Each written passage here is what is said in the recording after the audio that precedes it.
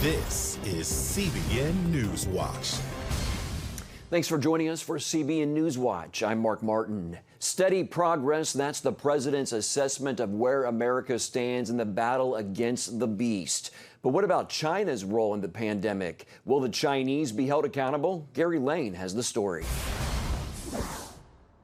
With the $350 billion in funds set aside for small businesses now depleted, President Trump said over the weekend that his administration and members of Congress are close to reaching a deal to provide as much as $400 billion in additional relief. We're continuing to negotiate with the Democrats to get our great workers and small businesses all over the country taken care of. I think we're getting close to a deal. Could happen. Could happen. A lot of good work has been going on. Final negotiations underway as a U.S. Chamber of Commerce poll finds that 1 in 10 businesses say they're less than 1 month away from closing permanently. And on the jobless front, 22 million Americans have filed for unemployment within the past 4 weeks. Some states like Texas, South Carolina, and Florida are starting slowly to open back up. People flocked to the beaches in Jacksonville over the weekend. Economist Stephen Moore, a member of President Trump's task force to reopen the economy, said he expects a gradual process with western and midwestern states opening first, then East Coast states. But he's optimistic about the weeks ahead. I really do think things are really looking brighter now every day, and now I'm thinking in a month's time or so we could really see the American economy up and running again. With the nationwide shutdown now entering its 6th week, protesters hit the streets in state capitals over the weekend in Colorado and Washington state, demanding to get back to their jobs and businesses. House Speaker Nancy Pelosi says there's an urgency to provide more relief for hospitals, firefighters, teachers, and small businesses. Let's get as much as we can for those who are helping to fight this fight so that we can soon open our economy. And now a growing number of Americans are laying blame on China. In early February, biologist James Lyons-Weiler told CBN News his research found the Chinese were working on the virus as early as 2005. He thinks the pandemic began as a laboratory infection. It's possible that the Chinese scientists were trying to jump on the global market for a coronavirus vaccine, which would be huge because it's a cold virus. Appearing on the CBN News program Faith Nation, author Gordon Chang agrees with the theory that the virus may have come from a biolab accident in Wuhan. In terms of motivation, this is a really important question because even though this was an accidental release, Beijing had malign motives. Because, as I mentioned, they knew about the human-to-human transmissibility of this. They knew, and they urged countries to accept travelers from China. President Trump says China may be held accountable. If it was a mistake is a mistake. But if they were knowingly responsible, yeah, then there should be consequences. On Capitol Hill, Senator Tom Cotton is among members of Congress who believe China is responsible for the viral pandemic and should be held accountable. The Arkansas senator began warning of the coronavirus and Chinese disinformation back in January. On today's 700 Club, Senator Cotton told Pat Robertson, although the virus may have escaped a Wuhan lab by accident, the Chinese government is culpable for intentionally unleashing the pandemic on the world. By late December, early January, once it became clear to the Chinese Communist Party leaders that this virus was highly contagious and deadly and was being transmitted from humans to humans, they continued to encourage travel outside of China to the rest of the world. I believe that was a deliberate decision that was designed to seed cases around the world so China wouldn't be the only nation that suffered a relative decline of its power. Gary Lane, CBN News. Heartbreaking news out of Canada over the weekend. A gunman went on a shooting rampage in the deadliest attack in the country's history. A 51-year-old man disguised as a police officer shot people in their homes and set fires across the northern part of the Canadian province of Nova Scotia on Sunday. The attack killed 16 people, including a policewoman. Officials said the suspected shooter was also dead. Something that I never ever expect to happen here. This close to home, it's scary, very scary situation. Canadian authorities are still searching for a motive for that attack. Here in the U.S., parts of the South are on storm watch right now as flash flooding and possible tornadoes create life-threatening situations. In Mississippi, emergency crews worked overnight, rescuing drivers trapped in windshield-deep floodwater. While in Alabama, heavy winds brought down trees, smashing trucks, and even ripped the roof off a building. The powerful storms rolled out of Louisiana Sunday afternoon and straight into Mississippi, creating chaos across the South. I darted in the house to grab everybody and make sure we were safe. We are in the middle of trying to secure the building as much as we can. And in difficult times, Americans look for strong leaders. We're going to hear from one historical expert who looks at both good and bad examples and says that above all, what's most important to recognize is who's really in charge. That's coming up. Stay with us. And America and the rest of the world want that strong leadership. We're going to have more on that when we come back.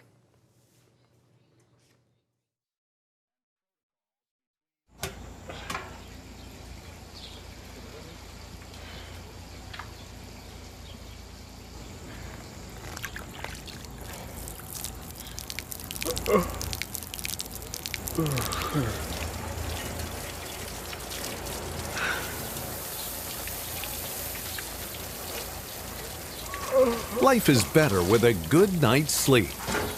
Get your free DVD or booklet of Protect Your Sleep as the world watches from the outside. It's a big diplomatic tug of war here in the Middle East. Go inside the story with Jerusalem Dateline. Israeli archaeologists are talking about a discovery that could change the thinking about the Temple Mount. Join CBN Jerusalem Bureau Chief Chris Mitchell and get the biblical perspective on the events shaping the world. What starts in Israel then ends up going to other places. Watch Jerusalem Dateline Friday night at 9:30 on the CBN News Channel.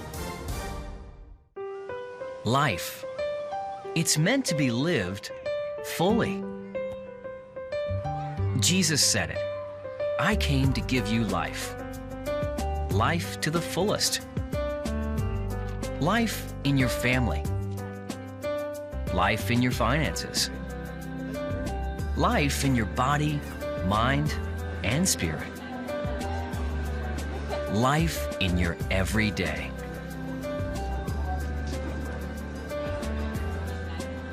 At CBN.com, we're taking what Jesus said seriously. We're here to help you discover life. Life. Live it fully. CBN.com.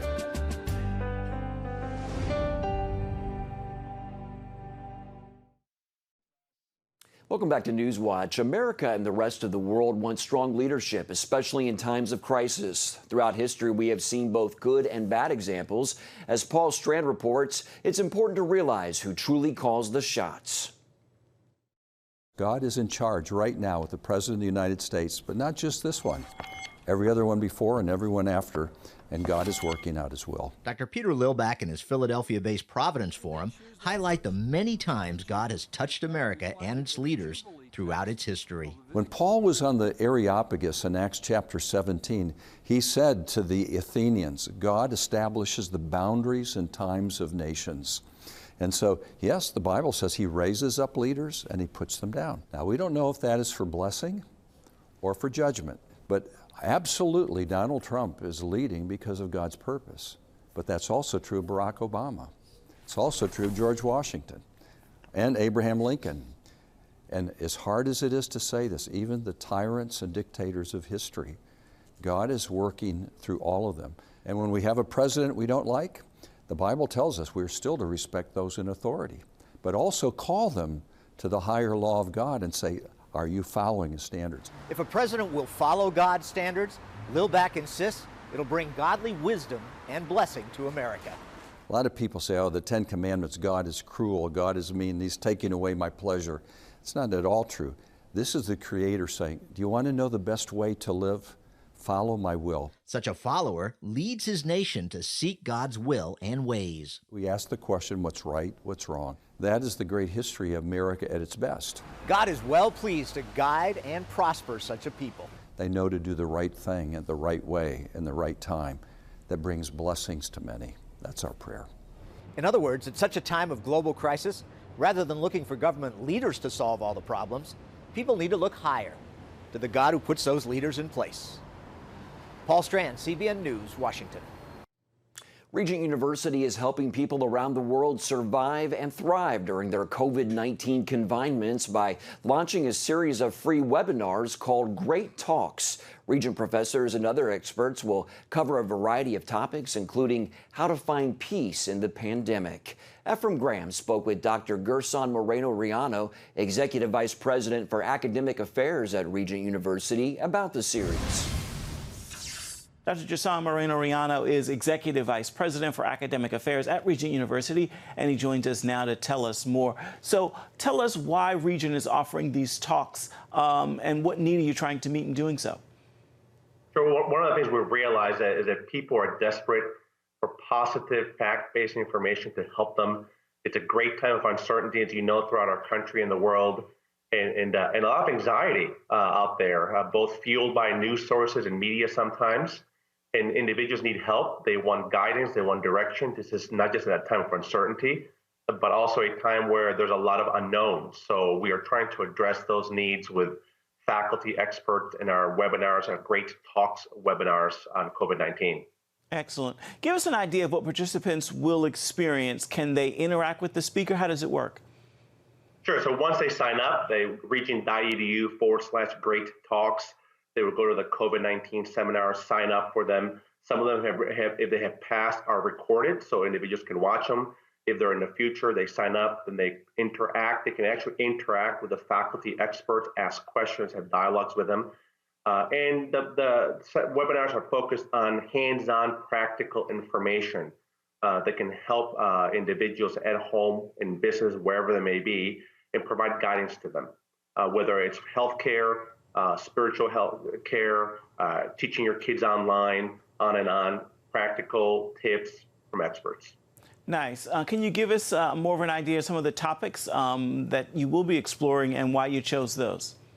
Sure, absolutely. So we focus on nerve centers, pain centers of our society right now. For example, Regent School of Education has launched a dozen webinars on how do you teach your children online, given all the closures of K-12 schools in the Commonwealth and many throughout the country.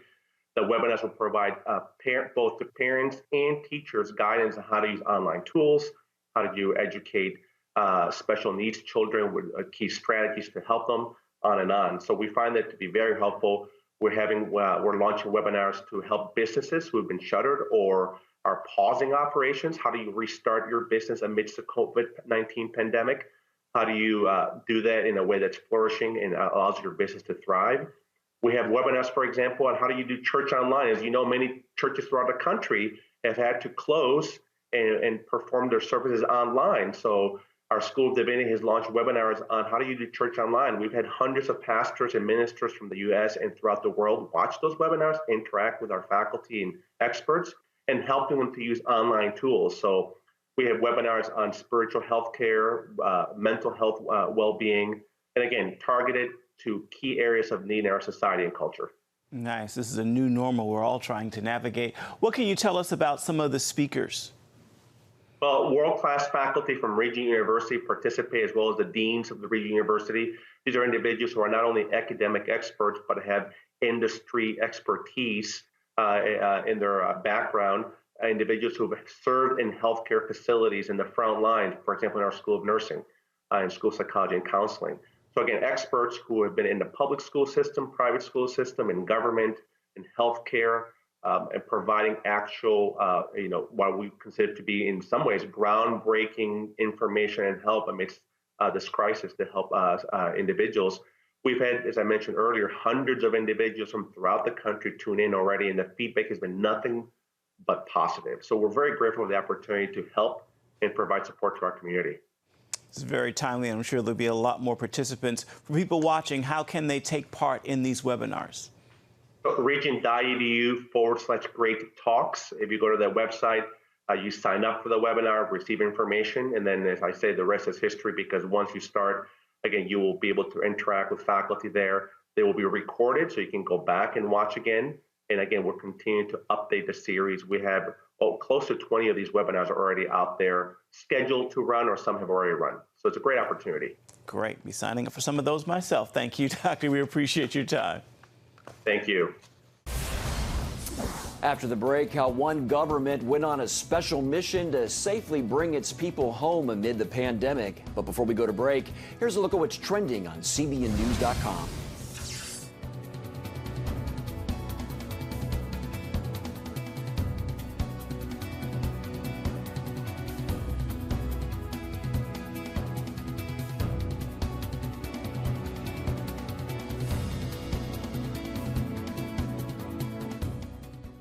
On October 1st, 1961, history was made when a tiny station began transmitting the first signals of the Christian Broadcasting Network. CBN, the Christian Broadcasting Network. And now, a new era has begun with the all-new CBN News Channel.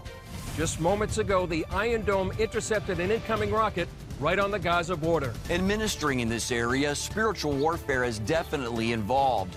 A 24/7 news network, bringing you the news you want from a source you can trust. In Kenya, 40% of the medical services are actually provided by these Christian hospitals. Let's talk about the economy. Believers here are joining together to win people to Jesus Christ. All your favorite shows now in one place.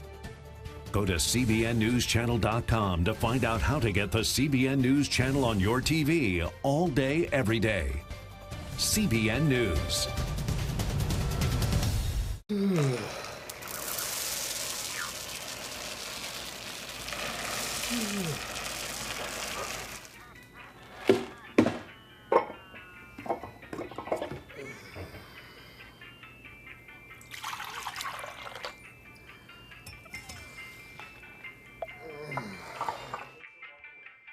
Life is better with a good night's sleep. Get your free DVD or booklet of Protect Your Sleep today. Life. It's meant to be lived fully. Jesus said it. I came to give you life. Life to the fullest. Life in your family. Life in your finances. Life in your body, mind, and spirit. Life in your everyday. At CBN.com, we're taking what Jesus said seriously. We're here to help you discover life. Life. Live it fully. CBN.com. Thousands of years old. We were called to be a light to the world. Being fulfilled today. Discover how. Get to life. Call 1-800-700-7000. We consider it our duty to reach out and help others around the world. For a gift of $10 or more, you can own the acclaimed CBN documentary To Life. Just call 1-800-700-7000 or log on to CBN.com. To treat a human, no matter what he is, which religious he have, which color he is. This is what I'm doing. See how the people of Israel are fulfilling prophecy. History is being written, and I want to be a part of it. By sharing their knowledge. In Africa, in Asia, in South America, in East Europe. And their love. This is how we work. This is us. Get to life. Call 1-800-700-7000 or log on to CBN.com. Thanks for staying with Newswatch. With COVID-19 leading countries to close borders and cancel flights, Israel's national air carrier El Al went on a special assignment commissioned by the government to rescue Israelis. Officials say more than 60 special and rescue flights took place, bringing more than 9,000 Israelis returning home. CBN News Middle East correspondent Julie Stahl has a look at the start of their journey. One of the steadfast rules of the Israel Defense Forces is never leave a man or woman behind. Israel is applying that principle to Israelis stranded around the world by the coronavirus. We've seen that countries are closing down their borders and flights are being canceled. Therefore, for the last fortnight, Israel has been actively calling out on all Israelis abroad to come back home as soon as possible. Israel's El Al Airlines and others have gone out to help. In one rescue mission, El Al brought 1,000 Israelis back from Lima, Peru. Here's what the pilot had to say. It was the longest flight I ever had, 43 hours without leaving the plane. I don't think any country would do such a rescue mission to bring back its citizens. In one operation, the Hungarian government partnered with the Unified Hungarian Jewish Congregation to bring European Jews to Hungary from Israel and then take about 160 Israelis back home on the return flight. We ourselves have many community members that were worried their families live in Israel and they wanted to return to Israel, as well as we have some workers in our kosher slaughterhouse that we assure that they will able to spend Passover, the holiday of Pesach, together with their families. The major thing is that we don't understand the language here. So we don't really know what is every time is the government decide to do, when things are going to be closed. So it's a bit scary. In one of the most complex operations, Israeli travelers in Bolivia were picked up in a private plane, then flown in a Bolivian army plane to Brazil, and from there they caught their flight to Tel Aviv. In Bogota, Colombia, Israel's ambassador said the El Al flight was picking up 65 Israelis. We're very, very happy for all that got on the plane to fly home. We wish everyone only health and certainly that we all return here after the corona crisis. The flights have brought Israelis home from places like Costa Rica, India, Peru, Italy, and Australia. About 6,000 Israelis have applied for help in returning. We've assisted about 3,000 Israelis to come back home, and hopefully we'll be able to see all of them here very soon. Those returning must, of course, go into a 14-day quarantine, but nevertheless, they're glad to be back. Julie Stahl, CBN News, Jerusalem. Up next, what one small-town church is doing to help people suffering from the coronavirus all over the country.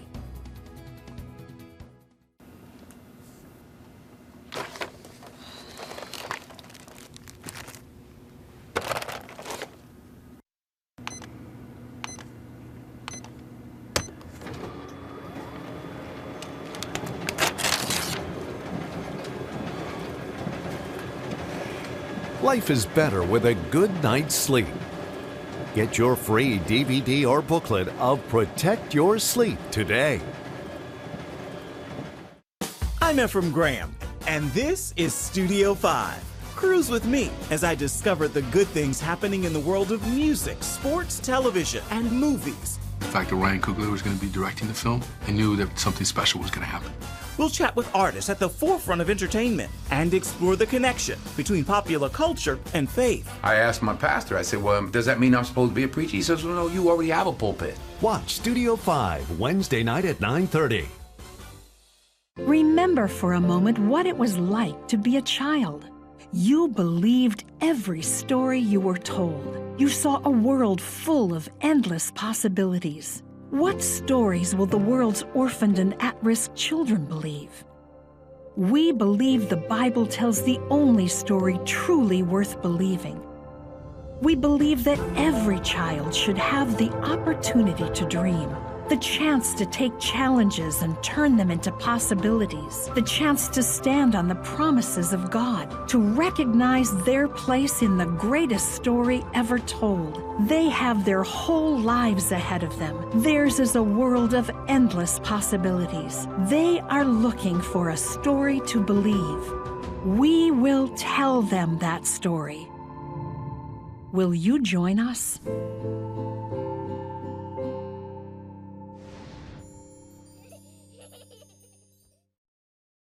Some things like high school graduations and proms are seen as rites of passage and accomplishment. Sadly, many in the class of 2020 will be stripped of that through no fault of their own. Some things like high school graduation and prom are seen as rites of passage and accomplishment. Sadly, many of those in the class of 2020 will be stripped of that through no fault of their own. I love school. And I miss it like so much. I miss seeing my friends. 18-year-old Kenya Morris was all smiles on day one of her senior year at Caroline High School in Virginia. Little did she or anyone else know an international crisis would cut it short. She was blindsided by the news in March. Of course, I was crying for like at least 2 hours because in the back of my head, I was kind of just like hoping that this isn't true, that this is going to go away. It's going to be fine. I'm still going to have a prom. I'm still going to have my graduation. It'll go away by April. It's going to be fine. But then they went, okay, school's canceled for the rest of the year. No prom, no graduation. sorry. And though this is something that's completely out of our control, it was still like, dang it. It's bittersweet as she and her family look at her senior portrait and pictures of her trying on her prom dress, even the cap and gown that arrived in the mail. I wanted my prom to celebrate that, hey, this is my last year here. You've been working so hard for like a little over a decade, trying to get to this point, and all of a sudden it's just taken from you. Through testing, school officials determined Kenya was developmentally delayed when she was 4 or 5 years old. Yet, by the 7th grade, she had worked through it, going on to thrive academically, and even becoming president of her high school's National Honor Society chapter. I wanted my graduation to be like, I did it. I did it. Look at this. I did it. I've proven to myself and others I can do it. So can you. I hate seeing their disappointment. That's hard as a mom, as a parent. That's really hard for me. It's disappointing on all sides. My oldest was homeschooled, and so I didn't get to see her walk across the stage. So Kenya was going to be our first one to walk across the stage, get the diploma, and I was so excited. According to Caroline High's website, school officials hope to reschedule both events before the fall. It's a very limited amount of time to get in a prom and a graduation. I hope they can do it. I do. I didn't work this hard for nothing. Though the current situation is disappointing, Kenya is still determined. She plans to attend Virginia Commonwealth University in the fall to study neonatal nursing. Eric Phillips, CBN News. An iconic Washington church is joining the global tribute to frontline workers fighting the coronavirus pandemic. The Washington National Cathedral shut its doors last month amid social distancing guidelines, but to show appreciation for the heroes fighting COVID-19, the building was lit up in blue with the words "Thank you," as you can see there beaming over the front doors. The cathedral also donated 5,000 respirator masks to Georgetown University Hospital and Children's National Hospital. Looks beautiful in that blue. A national movement to help those in need is growing after a small-town pastor answered God's call to help during the COVID-19 pandemic. Evangel Church in Scotch Plains, New Jersey, has partnered with other churches across the country to deliver groceries and supplies to elderly people directly affected by the pandemic. They're calling them Boxes of Hope. Lead pastor Chris Morante says he believes the greatest commodity during these times is in the hearts of people. See, as we're reading in the Gospels, we see this account of Jesus, a multitude of need, and one young boy with 5 loaves and 2 fish. And when he places what he has in his hands, a little bit goes a long way. We believe today that Jesus is ready to do another miracle of that magnitude to combat the hopelessness of our day. Only takes one. Partnered with God, you can do the impossible. The church has also partnered with 2 disaster relief organizations, Convoy of Hope and World Help, to get the boxes where they are needed most. Well, that's going to do it for this edition of CBN News Watch. Hope you'll join us next time. Have a great day.